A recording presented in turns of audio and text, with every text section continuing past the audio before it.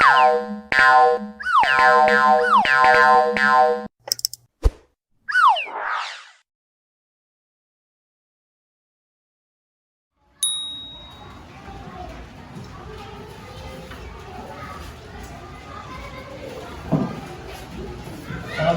warahmatullahi wabarakatuh.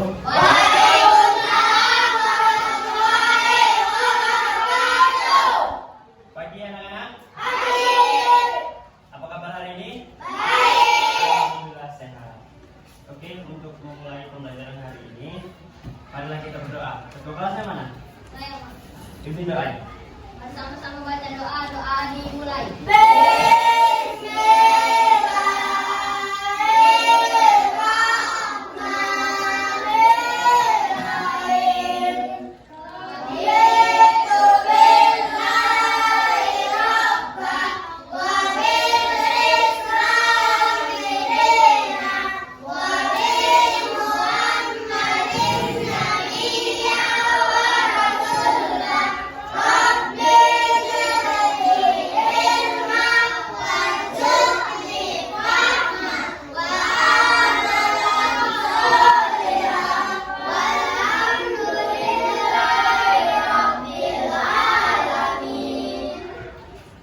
Oke, sekarang silahkan keluarkan pena, pulpen, pensil, buku catatan dan buku pelajarannya untuk hari ini. Kemudian akan Bapak absen terlebih dahulu. Pertama, Andika Saputra, Delviana Melani, Hadir Pak. Elka Rifanza, Hadir Pak. Fatan Ramadhani Nasution, Hadir Pak. Fikri Ibnu Fidil, Hadir Pak. Muhammad Faiz, Hadir Pak. Muhammad Farid, Hadir Pak. Muhammad Rian, Hadir Pak. Muhammad Abdul Ramadan, Hadir ya Muhammad Aidil Ramadan ada, Pak. Naira Santika, Hadir Pak. Nabila Manisha, Nabila Manisha, ya. Nurul Hafizah ada, Rizky Pamungkas, Hadir Pak. keren namanya. Raditya Nugraha, Zikri Pratama, hadir semua hari ini ya. Jadi untuk memulai pembelajaran biar kalian semangat, kita bakal nyanyi dulu. Tahu kan lagu Garuda Pancasila? Hafal? Ayo kita nyanyi dulu ya. 1, 2, 3. Garuda Pancasila, aku dan pendukungmu. Yang kuat. Pandian proklamasi, Sedia berkorban untukmu. Pancasila dasar negara, rakyat adil makmur sentosa, pribadi bangsaku.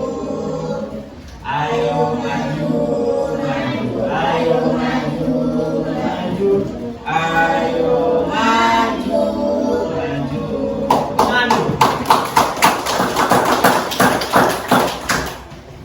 Jadi tadi kalian belajar apa sama Ibu? belajar USK. SKI. Belajar SKI tentang apa? Tentang Nabi Muhammad. Nabi Muhammad lahir kapan? Di Madinah. Terus bapaknya di mana? Hari ini kakak harap, bapak harap kalian mampu untuk yang pertama memaknai arti Pancasila dan juga arti pahlawan. Yang kedua kalian bisa mengenali pahlawan-pahlawan nasional yang ada di Indonesia. Yang ketiga, kalian bisa membuat biografi tentang pahlawan Indonesia. Yang keempat, kalian bisa menceritakan biografi pahlawan nasional Indonesia di depan kelas nanti secara berkelompok. Yang kelima, kalian nanti bisa mengelompokkan pahlawan nasional yang merumuskan tentang Pancasila. Yang keenam, kalian bisa untuk menerapkan nilai-nilai Pancasila dalam kehidupan sehari-hari. Hari ini kita akan membahas tentang pahlawan. Anak-anak ada yang tahu tidak apa itu arti pahlawan? Ada yang tahu? Gak ada yang tahu? Masa nggak ada yang tahu? Jadi pahlawan itu adalah sebutan untuk orang yang berjasa bagi bangsa dan negaranya. Bukan saja untuk negara, tapi juga untuk masyarakat banyak. Biasanya pahlawan itu identik dengan keberanian. Pahlawan itu bukan hanya pemberani, tapi juga mau untuk berkorban. Baik itu berkorban dalam bentuk materi, tenaga, waktu, dan juga bahkan nyawanya sendiri. Mereka berani untuk mengorbankannya. Kemudian membahas tentang pahlawan, kita akan membahas tentang pahlawan nasional yang ada di Indonesia. Ada yang tahu pahlawan nasional Indonesia siapa saja? Satu aja, nggak ada yang tahu. Ki Hajar Dewantara. Ada yang tahu lagi? Imam Bonjol. Masanya dia aja, yang lain nggak tahu. Itu yang belakang itu banyak itu. Presiden Soekarno, Ki Hajar Dewantara juga, betul. Jadi pahlawan nasional Indonesia itu gelar untuk orang-orang yang berjasa bagi rakyat Indonesia. Jadi pahlawan nasional itu bukan cuma jasanya aja, tapi prestasi juga, karyanya itu diakui dan dianggap bahwa karyanya itu mempunyai dampak dan pengaruh yang besar bagi masyarakat Indonesia. Bentar ya. Jadi di sini Bapak ada beberapa foto atau gambar sebagai contoh. Ada yang kenal? Iya. Ini adalah Insinyur Soekarno. Dia adalah Bapak Proklamator. Bapak Proklamator itu artinya apa? Bapak Proklamator adalah Bapak yang memproklamasikan kemerdekaan Indonesia. Indonesia kapan merdeka? Tanggal berapa? 17 Agustus 1945. Jadi pada tanggal 17 Agustus, Bapak ini, bukan Bapak Abang, bukan Bapak-bapak ya, dia memproklamasikan kemerdekaan Indonesia. Jadi nanti Bapak minta kalian bikin kelompok. Satu kelompok 4 orang. Ini tadi ada berapa orang? 15 ya? 15 orang. Jadi nanti ada 4 kelompok, tapi kelompok 4 nanti cuma 3 orang. Ya, nggak apa-apa ya, hanya kelompok 4, yang 3 orang nanti bakal Bapak bantu. Jadi nanti habis kalian duduk sesuai kelompok masing-masing, nanti akan Bapak bagikan foto-foto pahlawan nanti, ya kan? Nanti kalian bikin biografinya. Gampang kok, nanti Bapak bantu. Setelah kalian bikin biografinya, nanti masing-masing kelompok maju cerita itu tentang biografi. Ya. Habis itu nanti kalian bakal mengelompokkan pahlawan-pahlawan nasional itu yang telah merumuskan Pancasila. Tapi sebelum itu, Bapak mau kasih tahu dulu sedikit tentang apa itu biografi. Jadi biografi itu adalah kisah hidup. Kisah hidup seseorang yang menceritakan tentang perjalanan hidupnya. Biasanya biografi itu menceritakan tentang tokoh-tokoh yang berpengaruh dalam kehidupan masyarakat Indonesia. Contohnya seperti pahlawan itu tadi. Sekarang kalian bikin kelompok, terserah mau sama siapa bikin kelompoknya. Yang penting dalam satu kelompok 4 orang ya. Nanti kursinya dibalik aja, jadikan satu, bikin kelompok, bisa kan? Ya, bisa ya. Oke, sekarang untuk kelompoknya. Itu mau kelompok sama siapa? Pindah-pindah tempat duduk aja, jangan kursinya yang dipindah, payah nanti.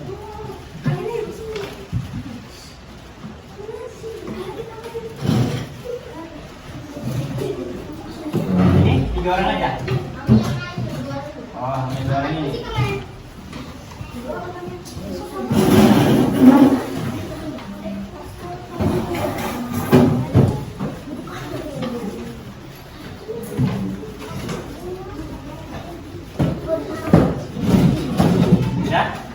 4 orang. Itu udah 4 orang. Ini mau sama siapa? Ini berempat ya. Nah, pindahlah bangku yang kemarin.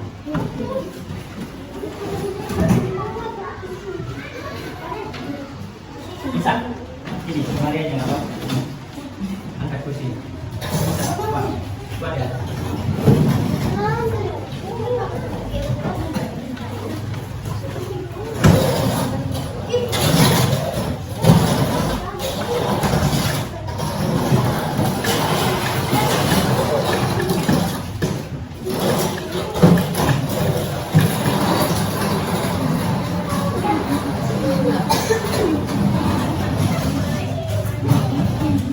Itu yang 2 udah dapat kelompok. Udah.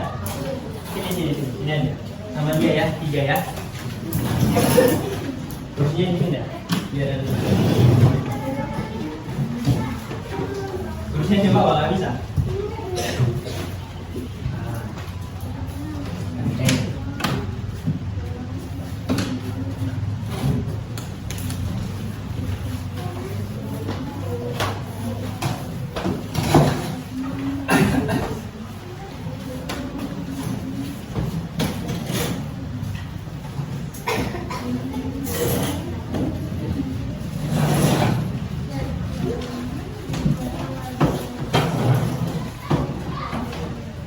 Dan untuk berdasarkan kelompok masing-masing ya.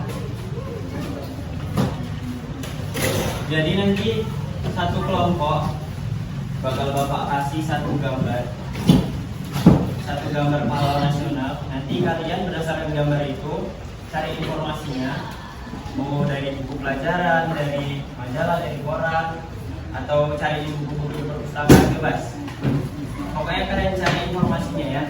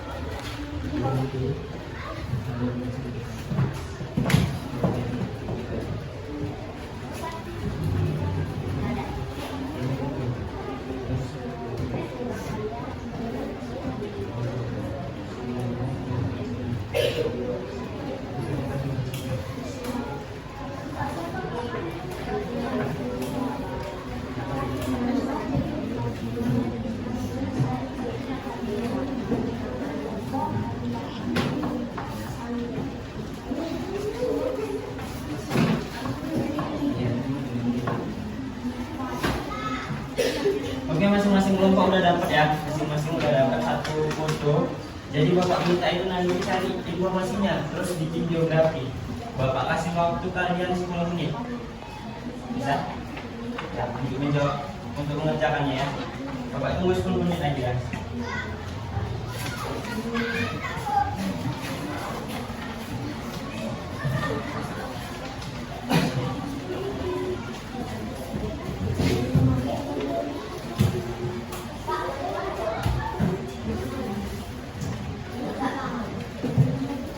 Gini.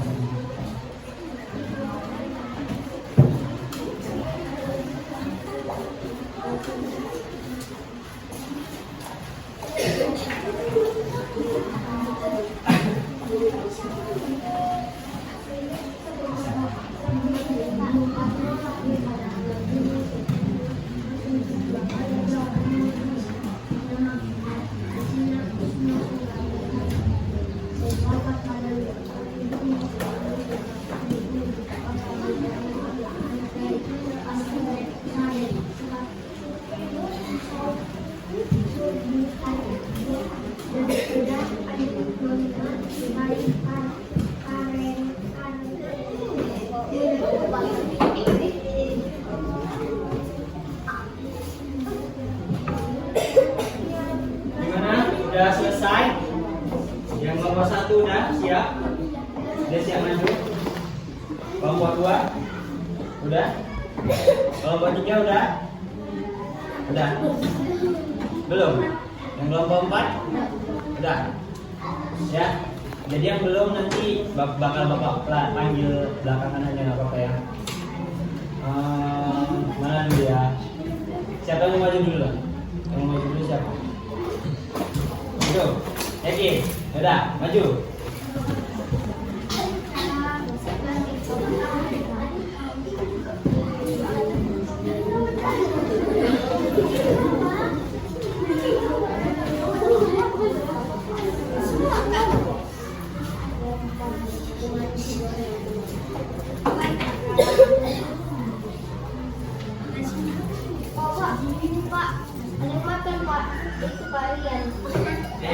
Jangan makan di kelas, nggak boleh. Itu Pak makanannya itu ya.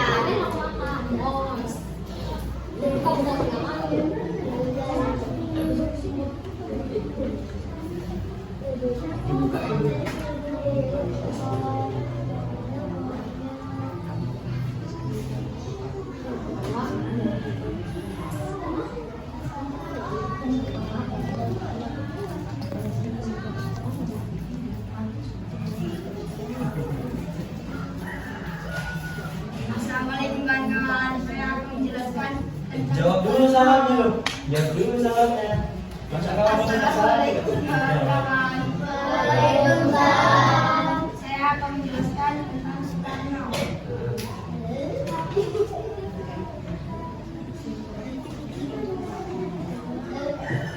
Soekarno atau akrab dipanggil Bung Karno lahir pada 6 Juni 1901 di Surabaya, Jawa Timur dengan nama kecilnya Kusmo Sorkabiharjo dan wafat pada 1 Juli 1900 di Jakarta. Bung Karno adalah anak dari seorang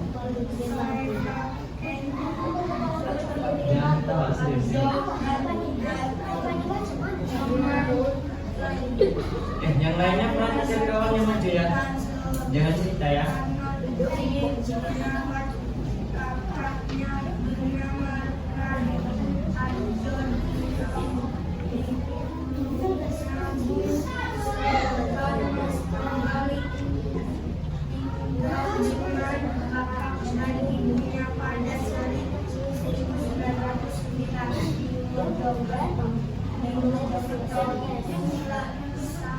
Ayah ditugaskan sebagai kepada Dengerin kawannya ya.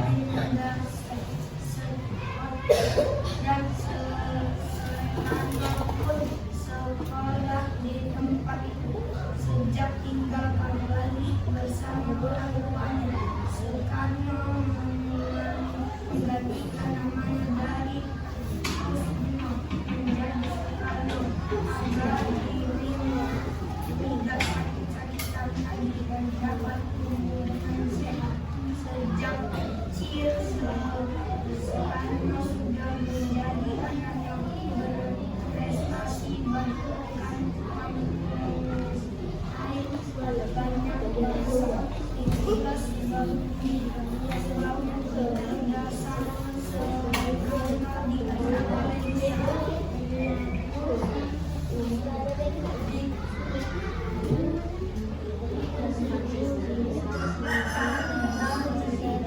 Yang lain jangan cerita, perhatikan kawan di depan ya. Udah. Tutup dulu. Ulang lagi. Terima kasih kawan-kawan. Terima kasih kawan-kawan. Assalamualaikum. Assalamualaikum warahmatullahi wabarakatuh.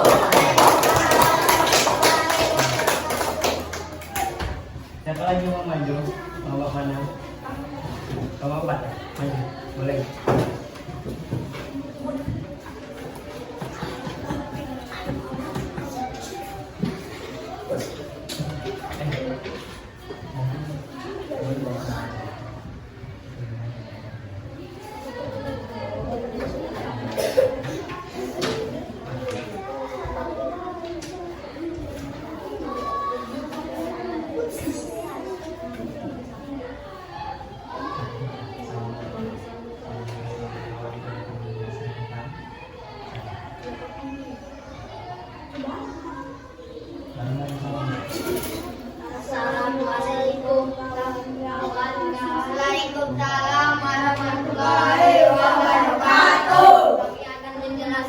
tentang Kartini.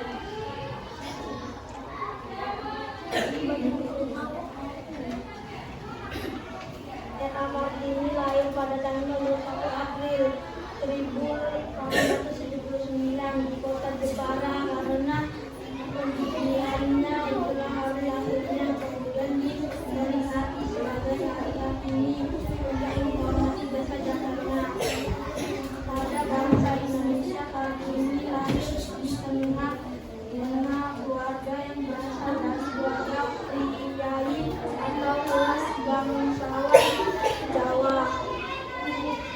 Karena itulah ia memperoleh gelar MA Raden Ajeng di depan namanya. Gelar Raden Ajeng digunakan Kartini sebelum ia menikah. Jika sudah menikah maka gelar bangsawanan diganti menjadi Raden Ayu menurut tradisi Jawa. Ayah Kartini yaitu Raden Mas Adipati Aryo Sosroningrat, seorang pati yang diangkat menjadi bupati Jepara setelah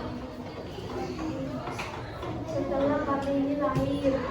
Kartini merupakan putri pertama dari istri pertama Raden Mas Adipati Aryo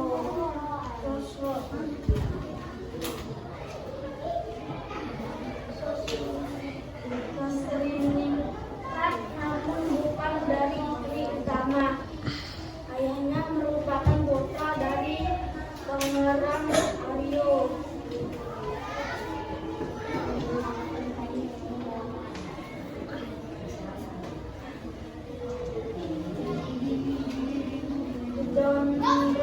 Negoro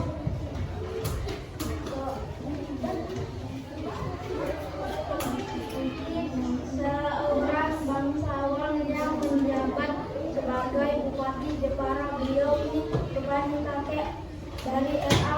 Kartini. Ayahnya S.M.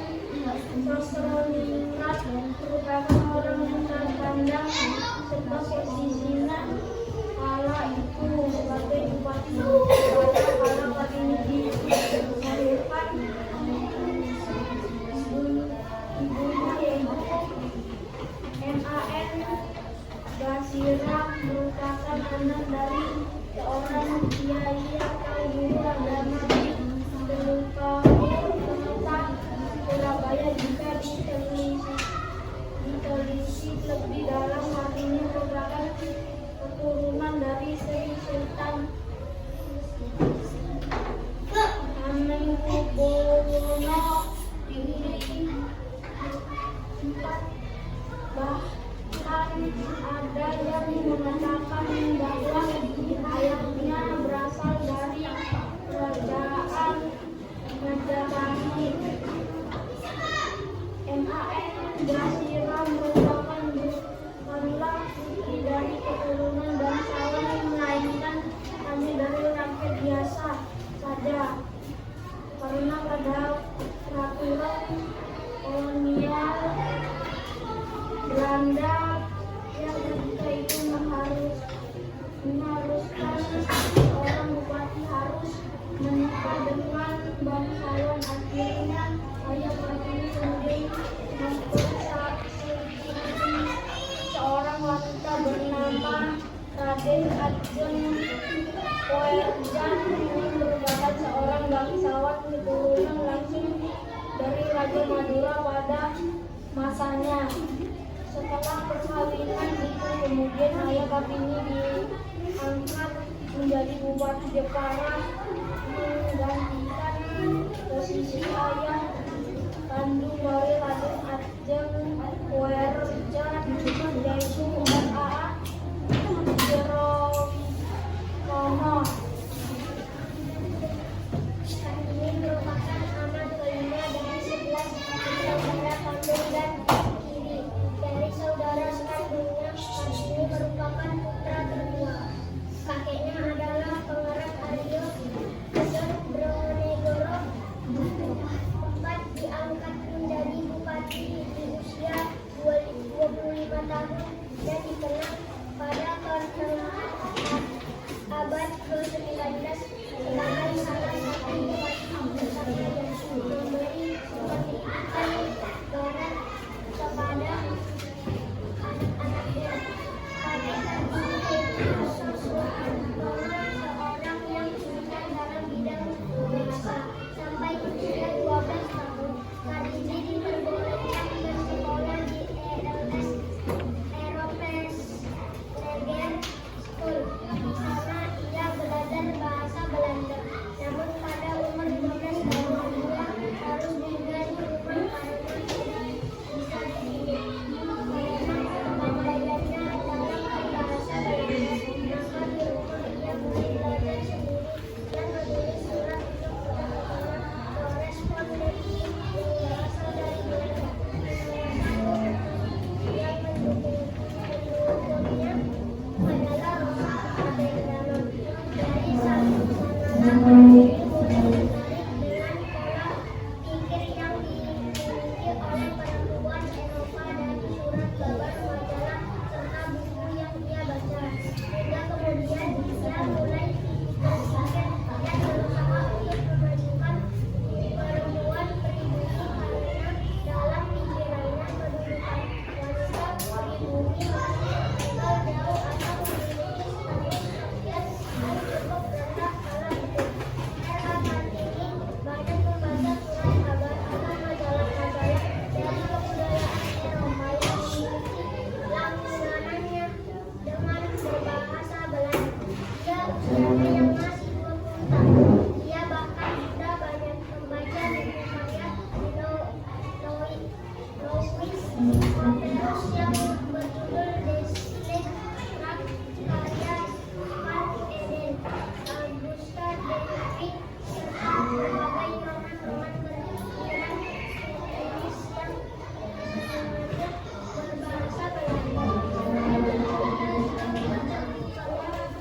Bulstatuli yang berjudul Max Havelaar dan Surat-surat Cinta.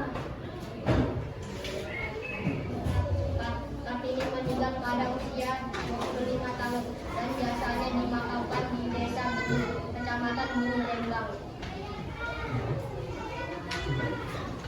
Terima kasih kawan-kawan. Saya Imam Suryani. Terima kasih kawan-kawan yang sudah Assalamualaikum warahmatullahi wabarakatuh.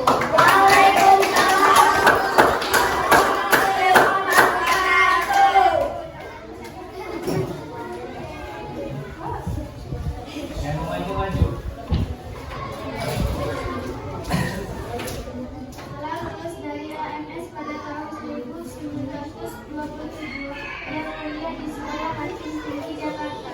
Yamin kemudian berkuliah pada tahun 1992 dan mendapatkan gelar Master Degree atau Sarjana Hukum. Muhammad Yamin bertemu dengan seorang wanita bernama Raden Ajeng Siti Sundari saat sedang berada di Surakarta.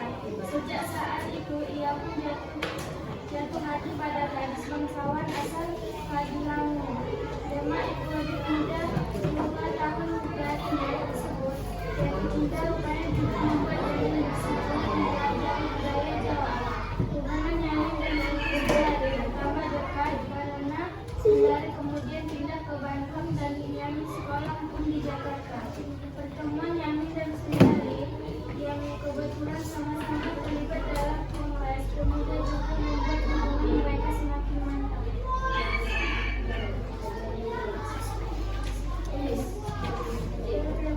Setelah dewasa dan menikah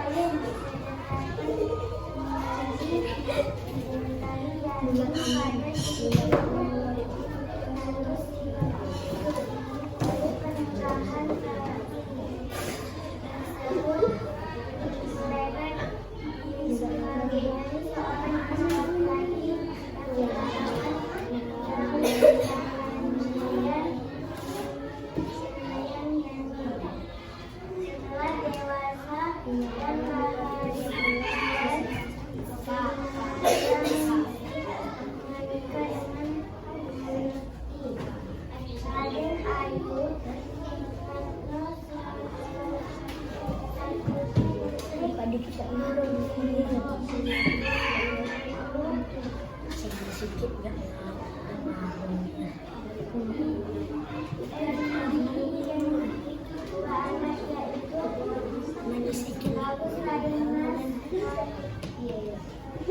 Sudah?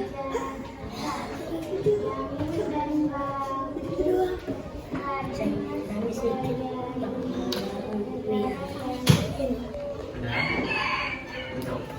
Terima kasih kawan-kawan. Kami sudah jadi. Assalamualaikum warahmatullahi wabarakatuh. Terima kasih kawan-kawan, kami sudahi. Assalamualaikum warahmatullahi wabarakatuh. Kasih tepuk tangan.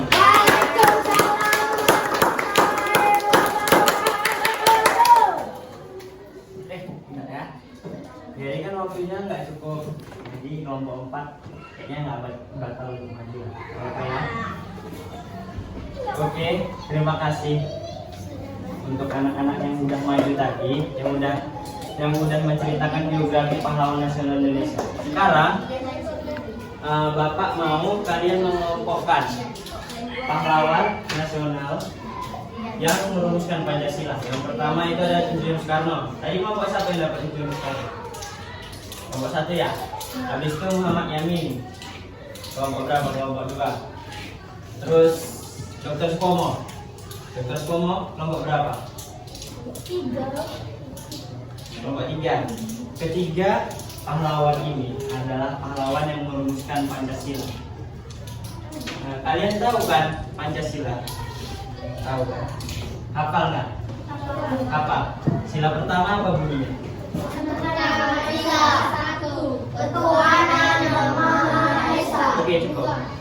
Ketuhanan yang Maha Esa artinya adalah tentang ketuhanan. Nilai yang terkandung di dalamnya berupa nilai-nilai ketuhanan. Jadi bangsa Indonesia itu adalah bangsa yang meyakini adanya Tuhan. Di Indonesia ada 6 agama. Yang pertama ada agama Islam, yang kedua ada agama Kristen Protestan, yang ketiga ada agama Kristen Katolik, kemudian yang keempat ada agama Hindu, kelima agama Buddha, yang keenam adalah agama Konghucu. Jangan berisik ya, tolong perhatikan Bapak di depan. Bentar ya. Kemudian sila kedua, apa bunyinya? Kemanusiaan yang ada beradab. Nilai yang terkandung di dalamnya adalah nilai-nilai kemanusiaan. Artinya kita di sini harus saling menghargai antar sesama manusia. Nggak boleh saling mengejek, nggak boleh saling mencela. Kita sama-sama manusia. Mau dari latar bagaimanapun, dari daerah manapun, kita nggak boleh saling ejek ya. Kemudian yang ketiga, sila yang ketiga bunyinya ya, Persatuan Indonesia. Artinya begini, Indonesia kan luas ya, dari Sabang sampai Merauke. Nah, walaupun negara kita luas, wilayahnya sangat luas sekali, banyak penduduk di dalamnya, banyak budayanya, banyak sukunya, banyak bahasanya, tetapi kita tetap satu. Ya, seperti moto kita yaitu Bhinneka Tunggal Ika. Berbeda-beda tapi tetap berbeda-beda tetapi tetap satu. Kemudian yang keempat silanya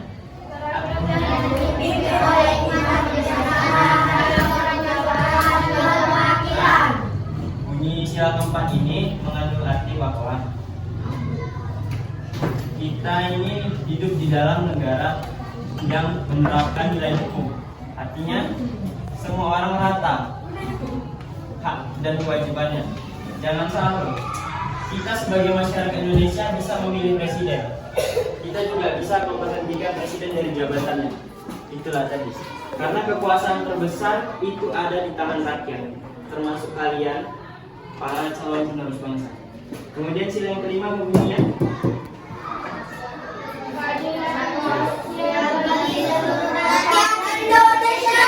keadilan sosial bagi seluruh rakyat Indonesia. Artinya seluruh masyarakat Indonesia berhak dan wajib, baik itu dalam konteks ekonomi, politik, maupun kewajiban. Baik itu saja anak-anak yang dapat Bapak sampaikan untuk hari ini. Jadi kesimpulannya artinya intinya yaitu kita balik lagi ke awal tentang pengertian pahlawan. Ada yang ingat nggak apa itu pahlawan tadi? Jadi pahlawan itu adalah sebutan untuk orang-orang yang berjasa, yang berani, yang mau rela berkorban, baik harta, benda, tahta maupun nyawanya ya. Kemudian Bapak mau tanya, bagaimana pelajarannya hari ini, seru nggak?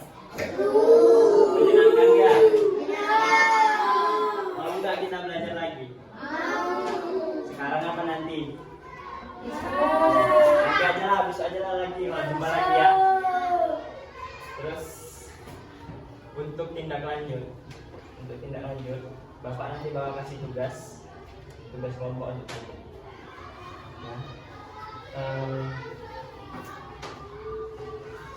Jadi ini nanti dikerjain di rumah, ya. Sedikit yuk, cuma 5 soal. Oke. Kerjain aja dulu, nanti kalau udah siap besok atau lusa Bapak bakal kembali lagi untuk ngambil jawabannya. Hah? Iya, kelompok. Itu kan yang kosong bawahnya. Iya. Terus nanti di pertemuan selanjutnya. Besok hari Kamis ya. Hari Kamis ya. Iya, di bawah. Kan bawahnya kosong. Udah. Biarkan Bapak dulu ya, bentar ya. Oke. Bentar aja ya. Jadi gini. Di pertemuan selanjutnya kita akan membahas tentang sejarah Indonesia. Jadi anak-anak diharapkan untuk baca bukunya di rumah. Jadi pertemuan selanjutnya bakal Bapak tanya. Oke, karena berhubung waktunya sudah habis, jadi untuk membagikan gairah semangat kalian semua, kita nyanyi lagi ya. Ya, kita nyanyi lagi ya. Kita bakal nyanyi dari Sabang sampai Merauke. Apa enggak? Apa? Apa enggak? Apa? Satu. Kita nyanyi dulu yuk. Habis itu nanti habis itu bahasa Inggris lagi. Ya. Kita nyanyi dulu ya. 1, 2, 3. Dari Sabang sampai Merauke, berjalan pulau-pulau, sambung menyambung menjadi satu. Itulah Indonesia. Indonesia tanah airku, aku berjanji padamu menjunjung tanah airku Indonesia. Oke, sekian saja. Untuk menutup pembelajaran kita akan berdoa. Ketua kelas pimpin doanya untuk Sama-sama pada doa hari